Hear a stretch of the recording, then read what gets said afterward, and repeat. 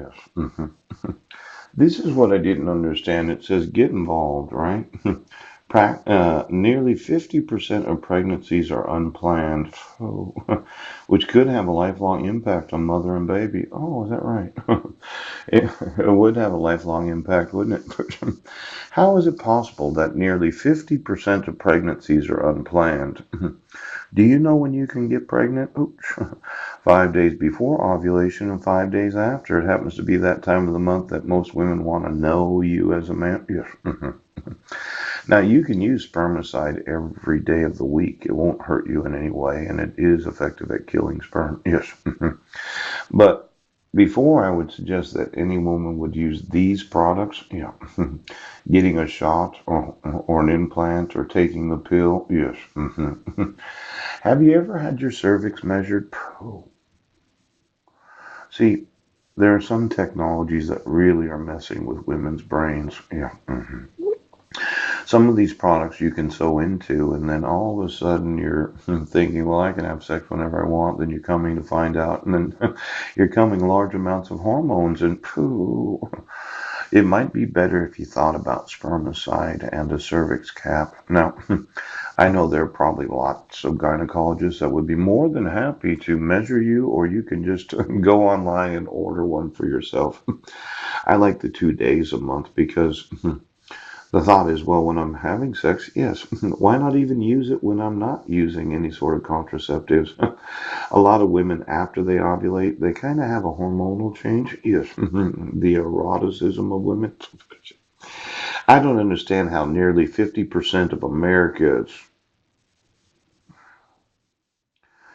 you can get pregnant, right, 4 days before ovulation and possibly 3 days after it. That's really the truth, 8 days a month. So the sperm and the egg have to talk to each other in the fallopian tube, and you should know what those 8 days a month are.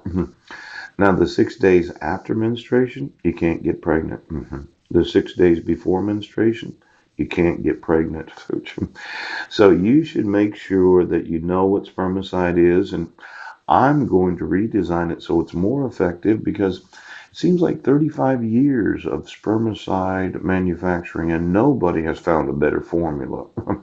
Now I know I could design it so it would kill everything in there, everything. A lot of discharges and different problems like that. Now, I just needed to mention to you, I told you about how I like those panties that show a little hair, about 1/8 of an inch. Yes, but for the first 500 women, I have designed a shaving cream that attaches to Wi-Fi. No, I'm sorry, I will actually have to shave the vulva of the first 500 volunteers.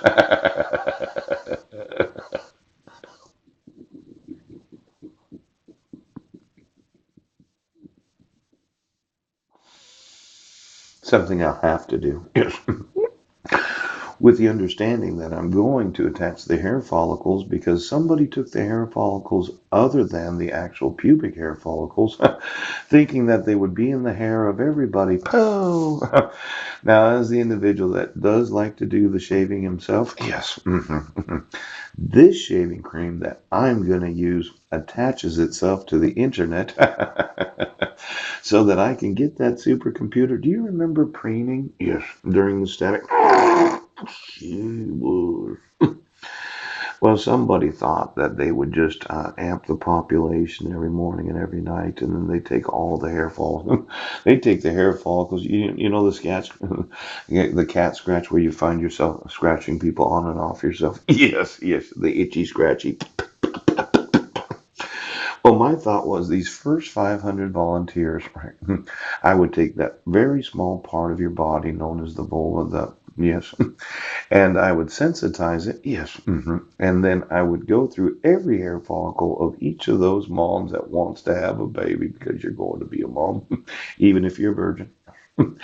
And then I would put the hair follicles back on the whole population because of 500 volunteers that wanted me to shave their vulvas so that when their hair grows back,